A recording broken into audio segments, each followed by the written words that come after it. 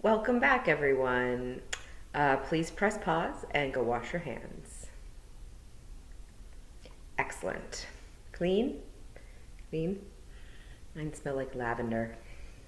Okay, it is time to start part 12, which is chapter 7. First sight and second thoughts.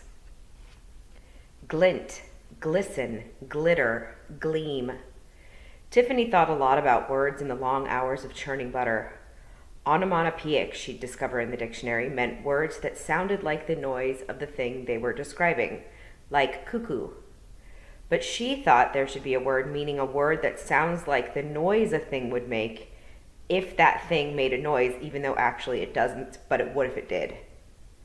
Glint, for example. If a light made a noise as it reflected off a distant window, it'd go glint. And the light of tinsel, all those little glints chiming together would make a noise like glitter, glitter, glitter, glitter, glitter. Gleam was a clean, smooth noise from a surface that intended to shine all day. And glisten was the soft, almost greasy sound of something rich and oily. The little cave contained all of these at once. There was only one candle, which smelled of sheep fat, but gold plates and cups gleamed, glistened, glinted, and glittered the light back and forth until the one little flame filled the air with a light that even smelled expensive. The gold surrounded the bed of the Kelda, who was sitting up against a pile of pillows. She was much, much fatter than the male pixies. She looked as though she'd been made of round bowls of slightly squashy dough and was the color of chestnuts. Her eyes were closed as Tiffany slid in, but they flicked open the moment she'd stopped pulling herself forward. They were the sharpest eyes she had ever seen, much sharper than even Miss Tick's. "So, you'll be Sarah Aiken's wee girl." "Yes, It wasn't very comfortable lying on her stomach. "And you're the Kelda?" Yes," said the Kelda, with a round face. And the round face became a mass of lines as the Kelda smiled. "What was your name now?" "Tiffany, Kelda." Fionn had turned up some of the other parts of the cave. Fionn had returned up, nope. Again, having trouble.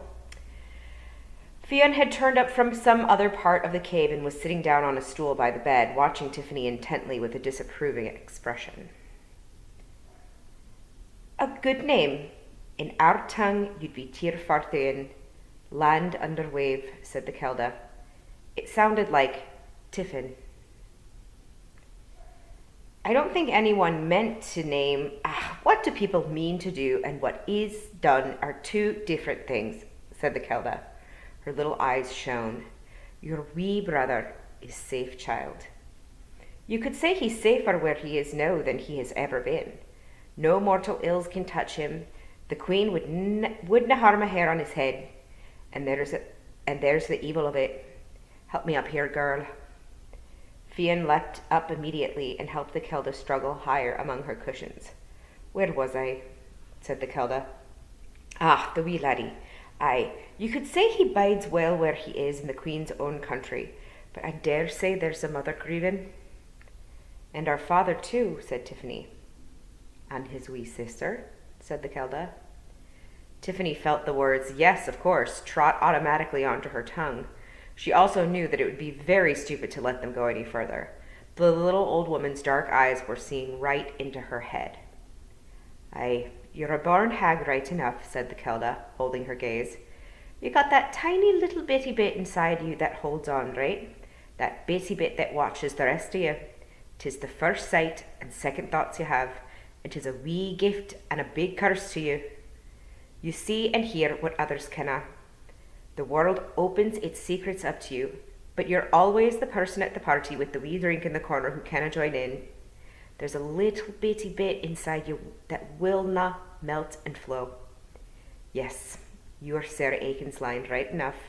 The lads fetched me the right one." Tiffany didn't know what to say, so she didn't say anything. The Kelda watched her, twinkling, until Tiffany felt awkward. Why would the queen take my brother, she said eventually. And why is she after me? You think she is? Well, yes, actually. I mean, Jenny might have been a coincidence, but the horsemen and the Grimhounds and taking Wentworth? She's bending her mind to you, said the Kilda. When she does something of her world passes into this one. Maybe she just wants to test you. Test me? To see how good you are. You're the hag now, the witch who guards the edges and the gateway. So was your granny, although she wouldn't have called herself one. And so was I until now. And I'll pass the duty to you. She'll have to get past you if she wants this land. You have the first sight and the second thoughts, just like your granny. That's rare in a big job. Don't you mean second sight? Tiffany asked. Like people who can see ghosts and stuff? Ach, no. That's typical big job thinking. First sight is when you can see what's really there, not what your head tells you ought to be there. You saw Jenny, you saw the horsemen, you saw them as real thingies. Second sight is a dull sight. It sees only what you expect to see. Most big jobs have that. Listen to me, because I'm fading now, and there's a lot you dinna ken. You think this is the whole world? That is a good thought for sheep and mortals who didn't open their eyes, because in truth there are more worlds than stars in the sky, understand? They are everywhere, big and small, close as your skin. They are everywhere. Some you can see and some you cannot, but there are doors, Tiffin.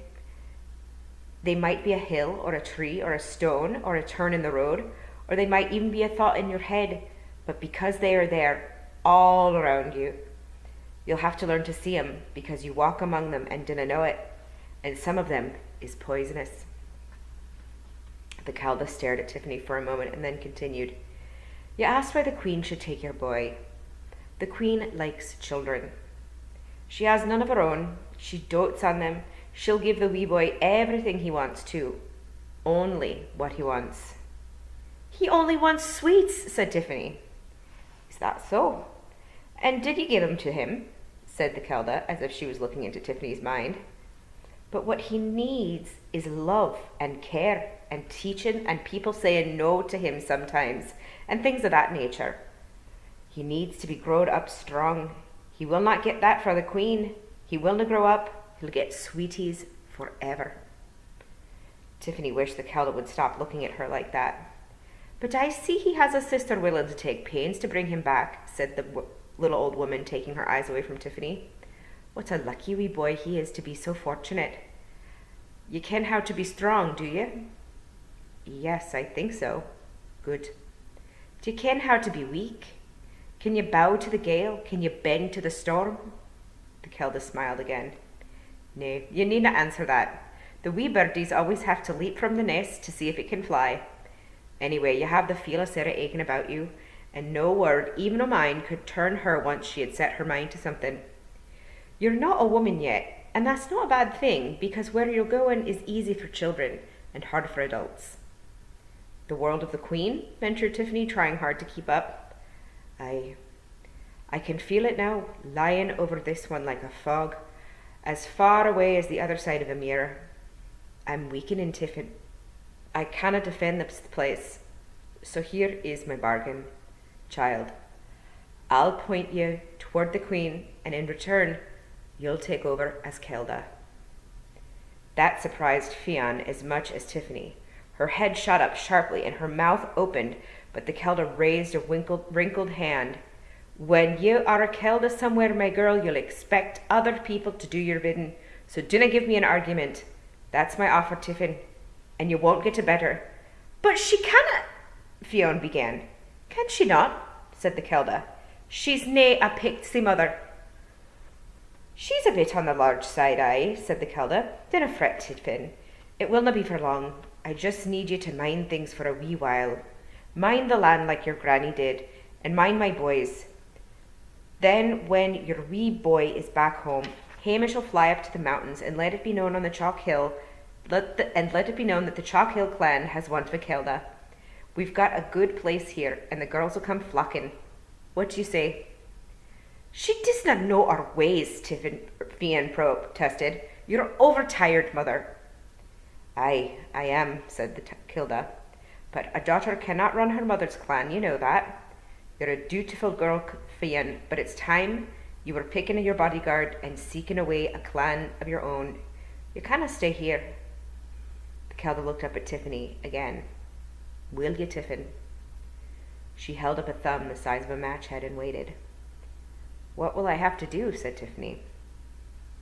The thinking, said the Kelda, holding up her thumb. My lads are good lads. There's none braver. But they think with their head. They think their heads is the most useful as a weapon. That's lads for you. We pixies aren't like you big folks, you ken. You have many sisters. Fionn here has none. She's my only daughter. A Kelda might be blessed with only one daughter in her whole life, but she'll have hundreds and hundreds of sons. They're all your sons? Said Tiffany aghast. Oh, aye, said the Kelda, smiling. Oh, dinna look so astonished. The bairns are really wee when they're born, like little peas in a pod, and they grow up fast, she said. But sometimes I think all the brains is saved for the daughters. They're good boys, but they're not great thinkers. You'll have to help them. Will you help them? Mother, she canna carry out the duties of a Kelda, Fionn protested. I don't see why not, if they're explained to me, said Tiffany. Oh, do you not? Said Fionn sharply. Well, that's going to be most interesting.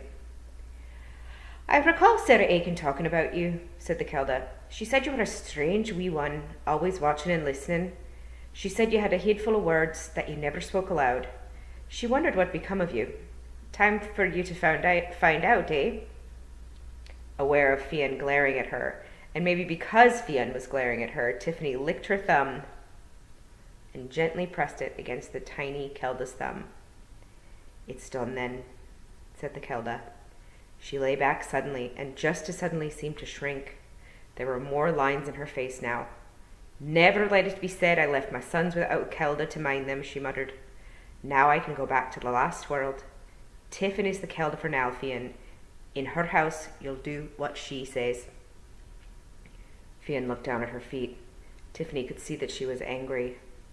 The Kelda lay back. She beckoned Tiffany closer. In a weaker voice said, There, 'tis done. And now for my part of the bargain. Listen.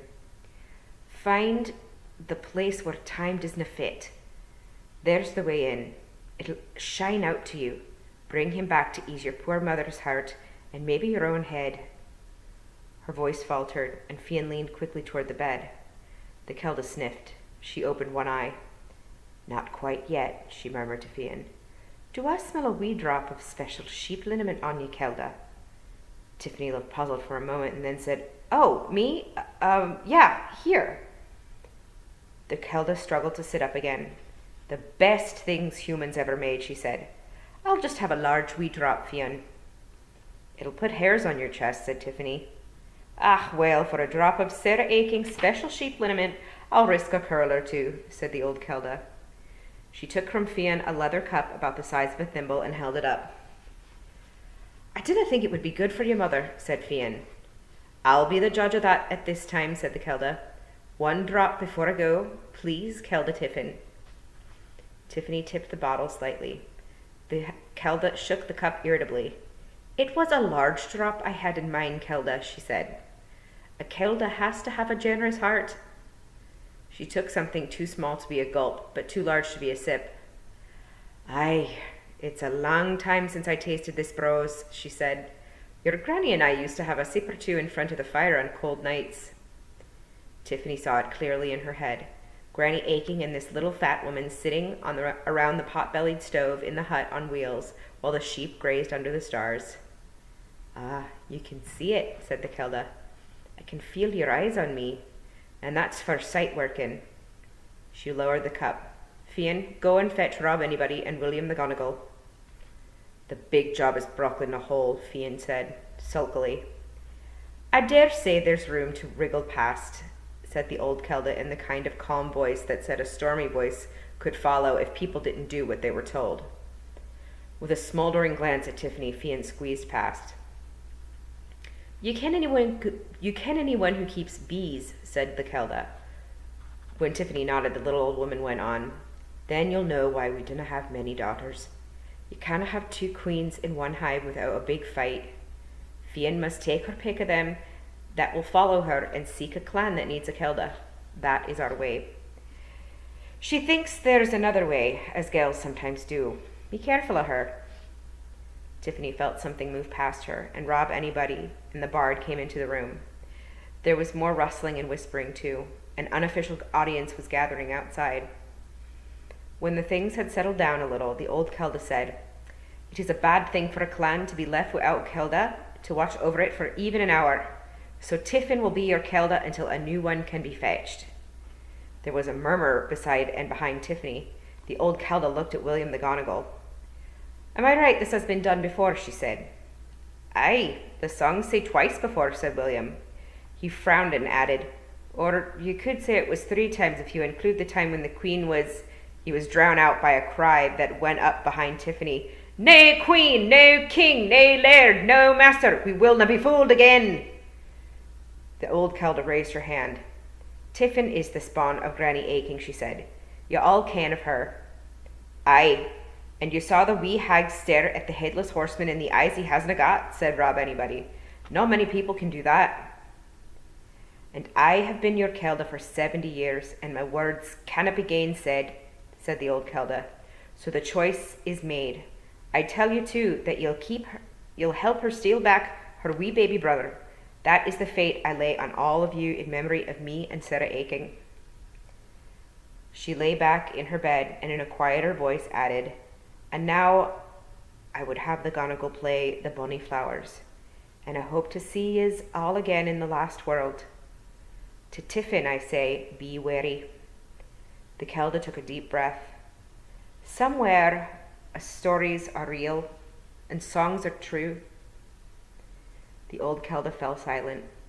William the Gonigal filled the bag with his mouse pipes and blew into one of the tubes. Tiffany felt the bubbling in her ears of music too high-pitched to hear. After a few moments, Fionn leaned over the bed to look at her mother and started to cry. Rob Anybody turned and looked up at Tiffany, his eyes running with tears. "Could I just ask you to go out into the big chamber, Kelda?" he said quietly. "We have things to do. You ken how it is." Tiffany nodded, and with great care, feeling Pixie's scuttle out of her way, backed out of the room. She found a corner where she didn't seem to be in anyone's way and sat with her back to the wall. She'd expected a lot of waily, waily, waily, but it seemed the death of the Kelda was too serious for that. Some Feagles were crying, and some were staring up at nothing as the news spread, and the tiered hall filled up with the wretched, sobbing silence. The hills had been quiet on the day Granny Aching died. Someone went up every day with fresh bread and milk and scraps for the dogs. It didn't need to be quite so often, but Tiffany had heard her parents talking, and her father had said, "We ought to keep an eye on Mam now." Today had been Tiffany's turn, but she'd never thought of it as a chore. She liked the journey. But she'd noticed the silence. It was no longer the silence of many little noises, but a dome of quiet all around that.